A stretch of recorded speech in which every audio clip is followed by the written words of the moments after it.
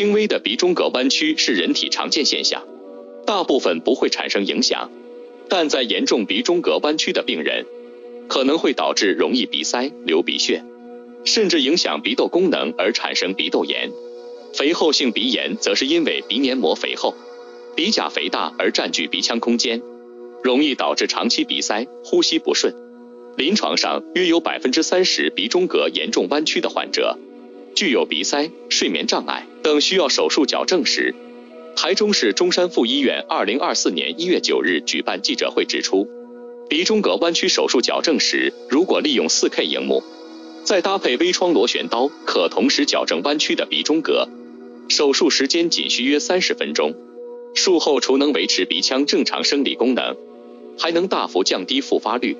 据了解，台中陈先生长期遭受鼻塞的困扰，近来打呼声也越来越严重，严重影响生活品质及另一半的睡眠情况。在台中中山附一耳鼻喉科黄成真医师鼻咽内视镜检查下，显示双侧下鼻甲肥厚合并鼻中隔弯曲，经口服药物及鼻喷剂治疗后效果不佳，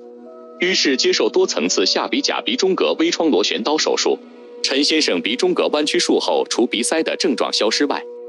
打呼的情形也获得改善。鼻甲肥大跟鼻中隔有弯曲的情形，使用药物治疗之后效果不好，于是我们就建议他做手术的部分。那在临床上其实很多方法可以做治疗，包含一些雷射、电烧跟传统切除。那当然每个手术都有优缺点，我们包含可以看到切除的部分、极化电波跟微创旋转刀。那前面的手术都有它的许多的副作用，包含我们的部分伤口大、疼痛感强烈，正常黏膜的组织可能受损。所以我们现在跟患者说，我们最先进的部分就是用我们 4K 的系统搭配我们的一个微创螺旋刀的部分做一个切除的动作。那切除的时候呢，我们就会移除我们不必要的组织，保留正常的组织，所以我们正常的生理结构是可以正常的。另外我们跟患者讲，在黏膜的地方移除之后，比较深层的像是骨头的地方也有肥大的状况，所以我们做比较多层次的移除，浅层移除我们的黏膜，深层移除骨头的部分，但保留最浅的皮肤的部分。所以患者术后的时候，原则上它效果都非常的好，而且不会有什么流血的情形。另外，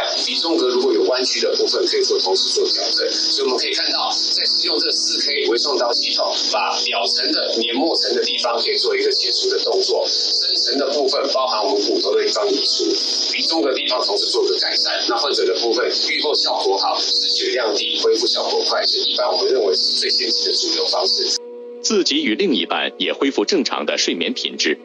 黄成真医师说，利用 4K 萤幕搭配微创螺旋刀系统，执行鼻中隔弯曲手术，可同时矫正弯曲的鼻中隔。